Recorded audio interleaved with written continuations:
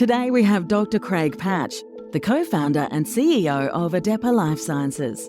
Dr. Patch is a nutrition innovator with over 30 years of experience in health science and commercialisation. He is also a former Rugby League player. Today he tells us about his fascinating journey from professional footballer to inventor and founder of Adepa, a Queensland-based biotech company who have developed a daily prebiotic product that uses a world-first discovery of branched fats that targets gut health. Dr. Patch is on a mission to create a new nutrition category and outlines his vision to address significant gut diseases affecting infants, particularly preterm infants. Craig, how are you? Very good. Good to be here, Rod. Yeah, thanks for taking the time. Appreciate it. So you're a veteran at these podcasts, having done your first one on Friday. Indeed. It wasn't live, so this is a new experience. No, well, hopefully it'll be painless. I just wanted to start out with helping people understand who you are and where you've come from. So you're a Toowoomba boy originally, and you started your career out in NRL before getting into biotech. How does that work? Yeah, we picked up on this on Friday as well. It seems to be something that's unique. Look, Rod, growing up in Toowoomba, all I ever wanted to do was play rugby league. As long as I can remember, I wanted to be a first-grade rugby league player. I wasn't particularly good at school. I couldn't read, write. I was doing remedial spelling, but I always felt football was quite natural. I used to go to bed with a football. I used to read magazines or look at the pictures. But then as I get older, I struggled a little bit more making the rep teams. I didn't grow as fast. And so I looked for a competitive advantage. And that's sort of set me on this pathway of nutrition and exercise. And I was introduced to Robert D. Costella's book on running and talked about different dietary approaches. And it really hooked me into the competitive advantage by, eating properly, optimizing nutrition, and really helped out with my career. So I ended up playing professional rugby league. I played 4 or 5 seasons with the Illawarra Steelers and Balmain Tigers, and then retired when I was around 27 and had an absolute crisis of what I'm going to do. Luckily, I'd done some nutrition research, studied nutrition as a dietitian. I came out as a qualified dietitian as I was playing football. And then I launched into a PhD program at that stage. I picked up on the omega-3 story, omega-3 fatty acids, which were shown to be really good at heart health and also with performance. And I embarked in a PhD looking at omega-3 fatty acids and their implications for cardiovascular health. And really, I've never looked back. My whole career has been in and around nutrition lipids, and more recently into sort of commercialization of those. So I loosely term myself as a fatty acid entrepreneur. So you say lipids, lipid as in fats? Fats, yeah. Lipids is probably the more scientifically known way of referring to them, but the class of fatty acids and lipids is my interest. Yeah, and I've heard you refer to omega-3 as an active nutrient. And how does that work? Yeah, so I'm really interested in where we call how do I phrase this? You've heard of essential nutrients. So these are things that you need because you can't get them through, body can't produce them, or you can't get them from other areas. You have to get them from the diet. And where my interest lies is where there's what they call conditionally essential nutrients. So where you might be in a deficient state, or, modernity has pushed us into an eating style that eliminates these historical foods from our diet. And so what we found is, particularly with omega-3s, that we had 10 times the amount historically that we do now, and it's been sort of gradually reduced in the population. So providing these fatty acids back into the diet and showing the health effects it has, and more recently into the branched chain fatty acids, which we'll get into, equally essentially conditionally essential. So really pursuing those areas where there's sort of gaps in people's eating where these foods can be supplemented and make a health impact. Okay, awesome. Now, your partner in crime in this business, Professor Tom Brenner, Yep. University of Texas in Austin, I Mhm. believe. Yep. How did Adepa come about? How did you meet? Rod, do you mind if I tell you another story? And it's going to start off, I was being a footballer, yes, but I was also a very sensitive kid. Yep. There were visions on the TV when I was under 5 of, young children in Africa and Asia, starving populations through famine, had these big distorted kwashiorkor bellies. And I was quite disturbed by these images. I found it very difficult to sleep for months. And this impact has sort of stayed with me my whole life. I didn't know what to do with that. Fast forward, I was working in the omega-3 space, as I mentioned. I work with a company called Clover Corporation. They're an Aussie biotech company that's providing great products internationally, omega-3 products. I was the chief innovation officer at that company. And we were developing products for preterm infants. Now, I mentioned conditionally essential. Preterm infants don't get enough of these omega-3 fatty acids, so we provided a supplement. Did this large trial, over 1,200 babies, worked with Royal Adelaide Hospital, the Women's and Children's Hospital. And as I was doing a site tour on one of those studies, we saw these little preemie babies. These are under 30 weeks. These are tiny little vulnerable things. We found, the neonatologist said, Craig, great job with the product. It's well tolerated. The nurses love giving it. It's very easy. It's, really well designed, which was great feedback. But he said, look at this baby here. It had the distorted belly. It was suffering from a condition called necrotizing enterocolitis. And he said, look, once we solve this problem, this omega-3 problem, which we were targeting the brain and the lungs, he said, we need to focus our attention on this. And I was just blown away because these images started to swirl around in my head. And this is not even a joke, Rod. This is not even embellishing a story. The next day I got a call from one of the researchers in Adelaide, said, you've got to meet this guy. He's coming. We've just had him at the vineyards. We've been going on wine tours, but he's heading back to Austin. Professor Tom Brenner and I arranged to meet him at the Qantas Club in transit.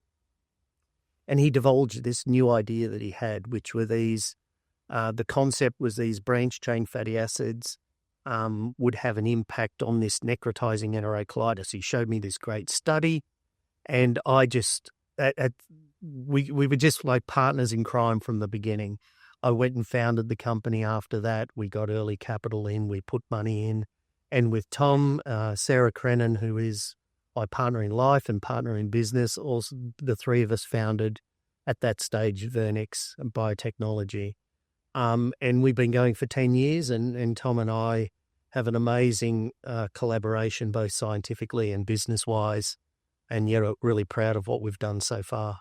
Yeah, that sounds like it's almost meant to be. It's a calling, and it's a calling of the highest order. I wasn't looking for this. This came upon me. It became upon Tom and I. And Tom's got a slightly different origin story, but the same calling. And we both looked at each other and, who else is going to do this? This is for us to do. We need to tackle this problem, which this necrotizing enterocolitis. Less than 5% of the babies will get this, but there's a very high mortality rate. And we believe that we can do something significant in the gut health space.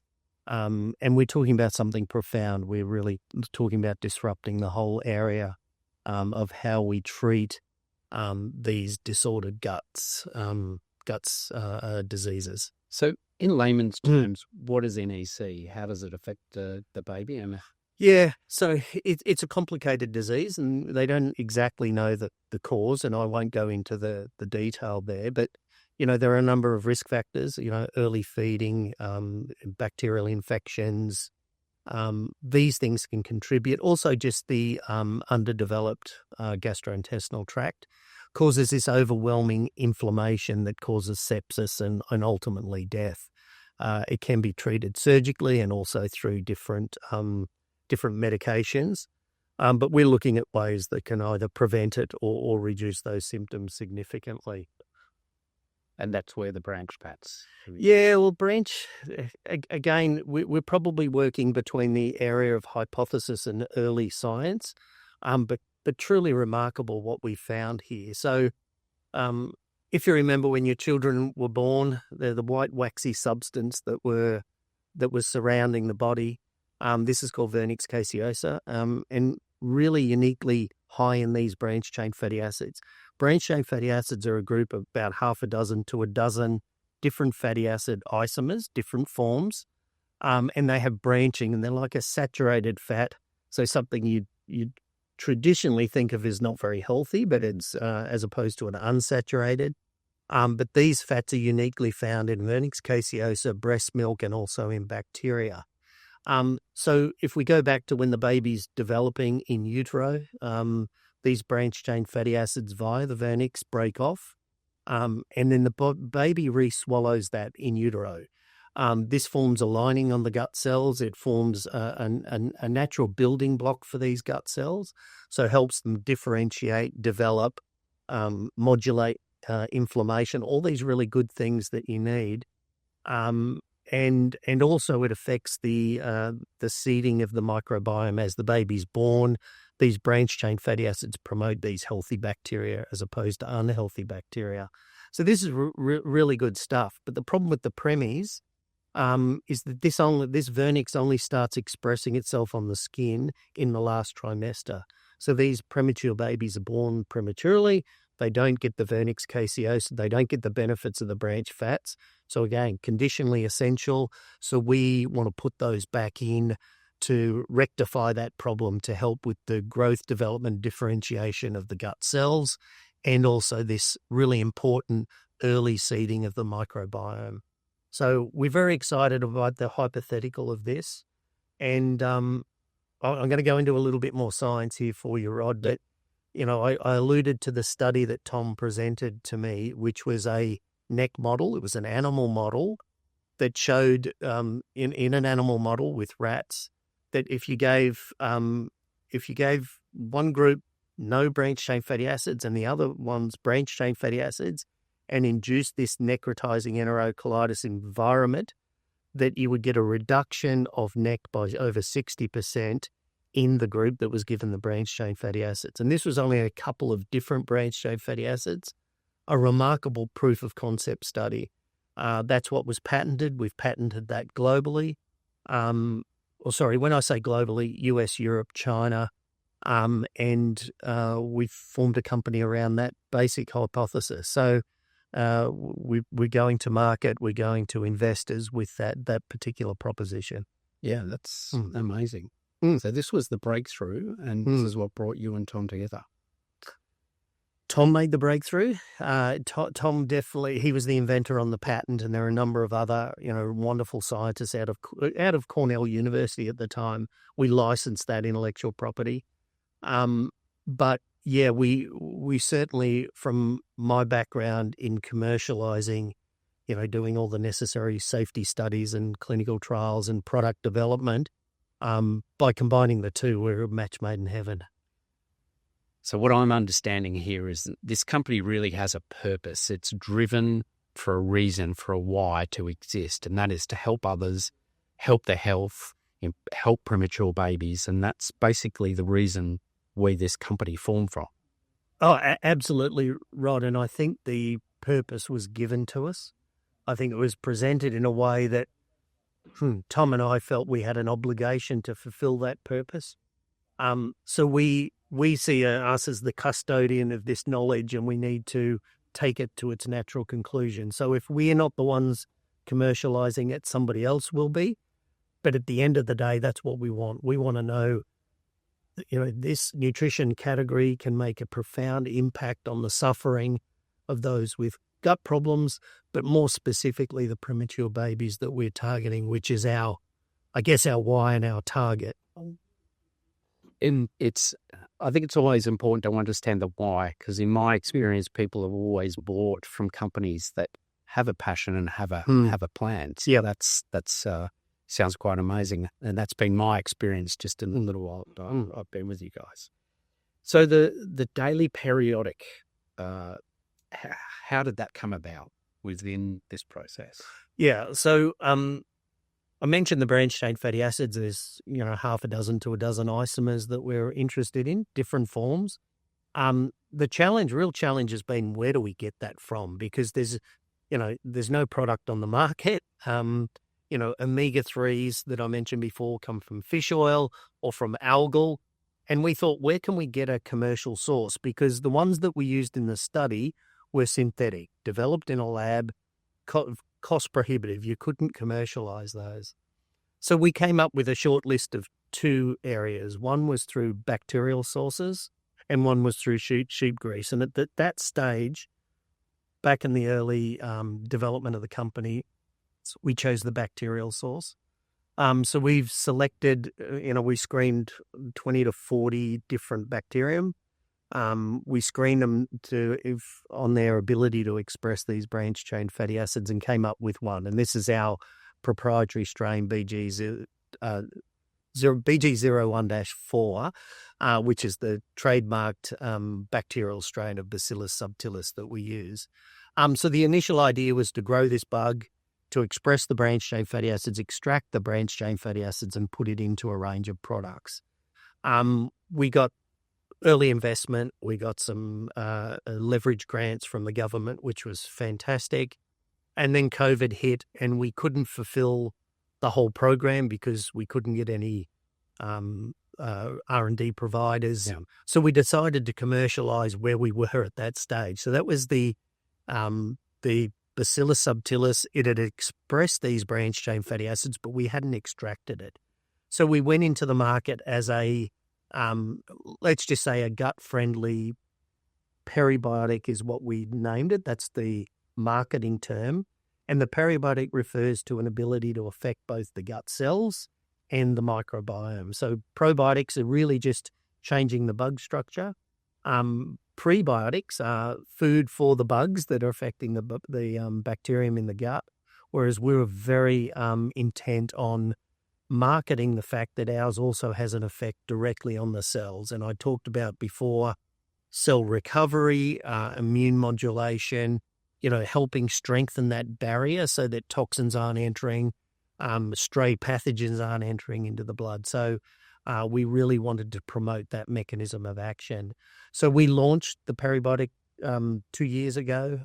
We sell directly online. We got media attention. It's been a very good product. And we ran a clinical trial, which we ran a randomized clinical control trial, which is the gold standard, phase 1, phase 2, so looking at safety and clinical outcomes. We targeted IBS, and we were looking at constipation as our primary outcome. And then we looked at things like alternating diarrhea, reflux, and general feeling of wellness, well-being through a graded score. And in our clinical trial, we showed a 30% reduction on constipation, our primary outcome, and 20 to 30 reduction on all those other secondary outcomes. So really good results. Like this is, as a scientist, this is stuff you want to see. Yeah. And it certainly gave us the real impetus to sort of drive our message and communicate that to our customers, which we've done successfully. And we've had some really good feedback from our customers that this product works really well for IBS. So IBS is, half the population will have an undiagnosed gut problem. So that sort of gets lumped into the IBS bucket, if you like. So we've predominantly marketed to those people. But Rod, if you'll allow me, I'll just talk to you about where some of this is going, is that we've had a lot of feedback from our customers. And there's one, poignant example that I just keep coming back to, is that she was one of the early, before our clinical trials, she took on the product, and we communicated with her sort of monthly because she was giving us really good feedback of, Craig, did you know it was doing this and that? And it really helped us develop where our clinical trials should go, where our marketing should go. She was invaluable, and she's done some promotion for us in the past, not paid. Yeah. I think the thing that I got from her was that remarkably, this had impacted not only on her physical gut health, if you like, gut symptoms, but cognitively and emotionally, she was reporting, signs of anxiety had reduced. I was feeling much more mental clarity.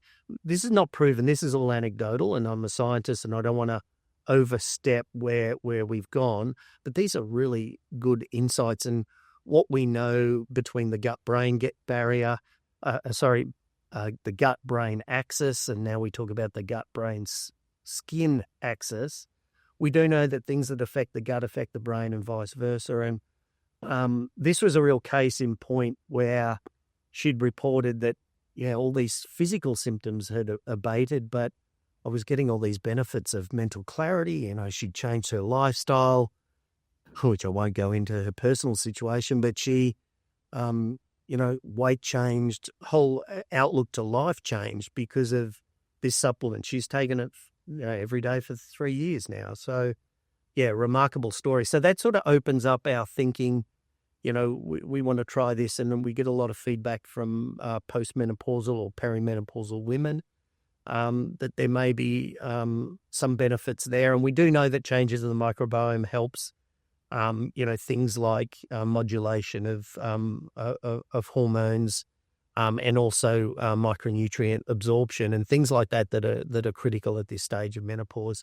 But also this sort of cognitive mental aspect is something of great interest to us because we know that so many people in modern lifestyle suffer. Yeah. I want to come back to the biome Sure. for you to explain to us in layman terms what the biome is. But my personal experience with the product, because I took it for 3 months before I come on board, and that was the biggest difference that I found for myself was the mental clarity that I had floored me.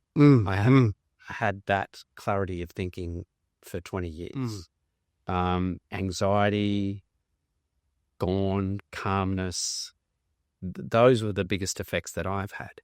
And I'm reading through the testimonials from people who are using this, and there's such a wide range of additional benefits that they're getting. And I know IBS was a clinical trial, and that's what we claim, and that's what we do, but it does seem to be doing all of these additional fixes from a health perspective. Yep. And is this coming down to the branch fats and the effect that they're actually having on the cells? Or? Yeah. And, again, now I take on my scientist hat, and I don't want to get over my skis on this, but let me postulate a few reasons that might be, and something that we should explore more, definitely. I think first and foremost, we do know that changes in the microbiome. So the composition of, there are thousands, literally hundreds of thousands of individual bugs, billions of bugs in the gut, but also the different families, the different species that are in there as well. So we do know a shift to certain populations does help, modulate some sort of systems. We do know that some bacterium will help absorption of nutrients. And we do know that by getting rid of pathogens, reducing those pathogenic bacteria, they're all going to be in there, and viruses and fungi and other things as well. We do know that can have a profound impact on both our mental acuity, our emotional state, and also just our general feeling of gut wellness. So that's all been established, and I don't want to go into all of that. We do know that our branched-chain fatty acids do shift that population to one that's more healthier. We do know that the branched-chain fatty acids actually act at a cellular level, which is another step that probiotics don't do, in strengthening its integrity. So if you think that it's bombarded constantly with which nutrients do I let in, which toxins do I keep out, which things do I excrete actively, defend against, it gives it all its artillery and energy to do that, the cells at a cellular level. So that's got to make an impact, right? But let me give you a case study of where branched-chain fatty acids, where I think some of the microbiome studies will investigate, which will show that this has a unique proposition that other probiotics don't have, or other nutrients. So when you give branched-chain fatty acids to Pseudomonas, so Pseudomonas is a common bacteria that's in the bug, in the gut. When it gets into places it shouldn't, it causes havoc. So when it gets into the lung, it causes pneumonia, when it blood, sepsis, etc., UTIs. So it's a ubiquitous, it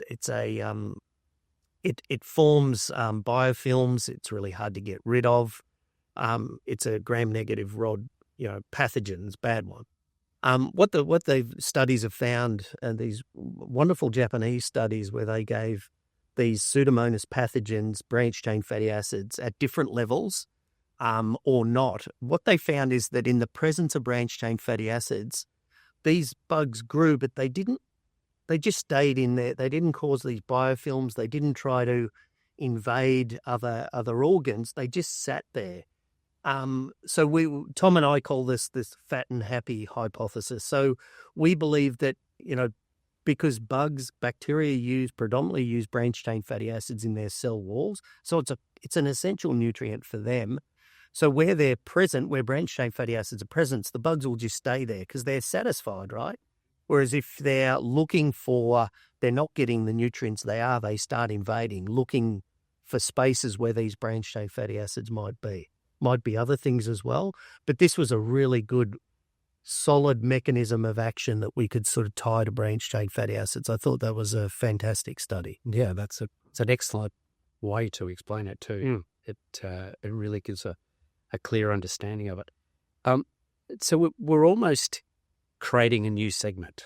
I know we're in the gut health segment, but branched-chain fatty acids or branched fats is almost a new segment. Is that fair? I would say that we are on the dawn of a new nutritional category. I think we will be to gut health and skin health and brain health what omega-3s have been to heart health and brain health. Branched-chain fatty acids are interesting because, again, they haven't been commercialized. We're the first to do that. They have a role in gut health. We also think they have a big role in skin health because the skin microbiome is also an area that's becoming under a lot more scrutiny and scientific investigation. We've done a license to a company called Biocentric on the Gold Coast that are helping us commercialize that for skincare. So that's a really exciting development as well. But where I see this as being an absolute game changer, apart from the general dietary supplement, is when we move into areas like infant formula, preterm infant medical foods and pharmaceuticals. And that's really where our next phase of development will be. And let me just give you an example. Breast milk, 20 years, 30 years ago, women that couldn't breastfeed were given infant formula. None of these infant formulas had omega-3s. Then they found out omega-3 fatty acids were an important component in breast milk. They had an important developmental solution for brain health and heart health in babies. And so over the 30, 40 years, we've developed the whole industry. It's a multi-billion-dollar industry that provides omega-3 fatty acids into infant formula. In fact, Europe has mandated the amount that you have to have in infant formula now. Yeah. So this is where we see we were at the dawn of if you were at the omega-3 stages 30 or 40 years ago, I was a researcher 30 years ago on this, we believe that the same story will play out, that this will be mandated in infant formulas globally at some stage, and that's what we want to be part of. Then I think there's the pharmaceutical approach where we think, high purity, high controlled situations, big science that shows that these really have an impact on gut health and other areas is what really excites me. Right. And like you said, this is a world first. There's nobody else in the world that is doing what. No. Categorically, no. I mentioned the bacterial source. We've also developed a new source which comes as a derivative from sheep grease. This is, we've gone from bacteria biome and now we're at sheep grease and fish oil. So. But the supply chain really excites me. It's a big part of this, Rod, is because, these products don't come out of the air, and it's really important to understand the biology and where these come from. And we found a source that's from sheep grease. It's a byproduct of lanolin refining. And we've done a deal with a company, international pharmaceutical company, to get this intermediate and develop that into the next wave of products, which will be a very concentrated form of these branch fats. They'll be in an oil form, super stable, which is a big problem with the omega-3 industry that I mentioned before, trying to have these unsaturated fats go all over the world. So this is super stable and has, potential health impact in infant formula, medical foods, and pharmaceutical products. Yeah, so this will be the key ingredient for you to fulfill your original goal, which is to help preemie babies. Yeah, it's interesting. The format in my mind, I have that whole product at detail of how to make it, where to make it in my mind. It does require capital, and we're having those conversations now to get on that pathway. But the active ingredient, you're absolutely right. This has been the missing link.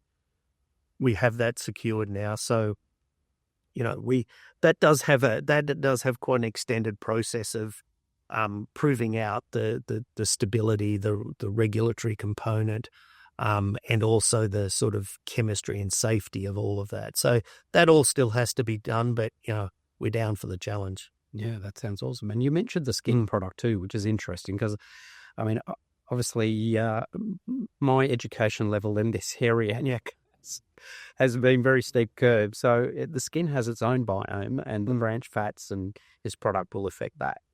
Yeah, well, originally the vernix caseosa, that's the casing on the babies, it was thought that it was only a skin bioactive. So we've taken it as a gut problem and a gut product. But my background is in human nutrition. It's not on skin. So we've partnered up with others to help us commercialize that. But yeah, we think that's a big potential, a massive potential actually. So we're sort of dividing and conquering. We'll take the nutritional aspects and we'll work with our partners on the skin aspects. Okay, awesome. What other products or have you got coming down the line that you can adapt this? Yeah, we're still in early stage of our company developing our what we would call our critical pathway, and I still maintain, and I've oscillated with this vision, but I'm pretty locked in now. Our target is the premature infants, the multi-dose emulsion product that would be given in a neonatal intensive care unit. That's the vision. That's the mission. That's where we're going. But that's a high reg product, requires a lot of scientific diligence, all of that. Yeah. Stepwise, I think the infant formula ingredient is another one on the way. But more immediately, I think gut health supplements. I still think there's a massive opportunity there. So if you think of all those people that are drinking and eating probiotics, I think the branched-chain fatty acids as a complementary supplement to those to increase the efficacy of those, increase the output of those, I think is definitely where we would go in our next product. So we're looking at a concentrated form of the branched-chain fatty acids. And then with our prebiotic, there's kids prebiotic products that we're looking at. And even pet prebiotics, there's some really good evidence that our product helps with different ailments in dogs and cats, companion animals. I think one of the key understandings for me has been how this affects the gut cells. And that is the big eye-opener for me, that it's actually making the cells more robust so they can fight off those pathogens and whatnot, which is the key difference. Yeah, I absolutely agree. And I think this is where we do need to science up on it. I think there's a lot more to be done. But, we do know that it affects, any sort of epithelial cell. So any cell that's exposed to an environment. So that's the gut cells because it's, dealing with, food that's coming in. But skin, any orifice in the body as well is prone to this. So we're really interested to see exactly what happens. And we know that it has an impact at a cellular level. We also know that it has an impact at a membrane level, but we also know that it has an impact on what they call the tight junction. So between cells, they don't just buttress up against there's a sort of different structures that are very active components of letting things in and out of the gastrointestinal tract. We're really interested into what effects that have, and we've got some early ideas of how we want to do those particular studies. But the branched-chain fatty acids are a structural component. Exactly how they affect the immune response, we're still investigating. But I think the excitement here is just how ubiquitous it is, branched-chain fatty acids in the structure of these cells and tight membranes. Yeah, awesome. There's a gentleman who is part of our golf club who has adopted the Daily Prebiotic, and he's a FIFO, so he's got a bit going on in his life, and he had psoriasis. Yeah. So he took it, and he called me a week later, and he said, my psoriasis has gone. And he was shocked at that. So it just amazes me, the results that we're getting, and as I said before from these testimonials, how wide an effect it's having. Yeah, and again, I mentioned right at the beginning that there's this gut, brain, skin axis, and I think we hear this as well, that skin, and that was in my testimonial as well, from the customer that we got a lot of early insights. She talked about her skin and psoriasis improving as well. Again, the exact mechanisms unknown, how branched-chain fatty acids would do that. But it's not a stretch now that we know that these things are connected. And, if you're in a hyper inflamed state, so you've got, inflammation, and we know that by correcting the microbiome and the branched-chain fatty acids do tamper that if you're in this hyperimmune responsive state, and then that's subdued, then things like skin conditions will reside as well. So, that's not uncommon. And that's I guess that's another area, right? We talked about skincare, which is just topical applications, but affecting the skin from the gut outwards, fascinating area. And we know that there's a lot of interest there. Amazing. I'm very excited to be a part of this, and I appreciate you bringing me on board. And it's been a massive learning curve, and it's so interesting. But it's also we're in a position to help so many people, which really does float my boat. And I can't wait to see where this goes. So where do you see our next steps? What's our next priority? Yeah, and look, and likewise, Rod, having you on board is just been a game changer for us. And we've stepped up our marketing efforts as well. And I guess the objective there is not to push something, but is to, how did you describe it? Educate the world. We need to educate and both ourselves, but also our customers along this journey, because if it works and we are the custodians of this, well, it does work. But if the more we find the particular avenues of efficacy, we want to be able to amplify that and to do that properly and do that in a fun way. So having you and Waples and Graham Gullick, our sort of marketing partners, have been just amazing.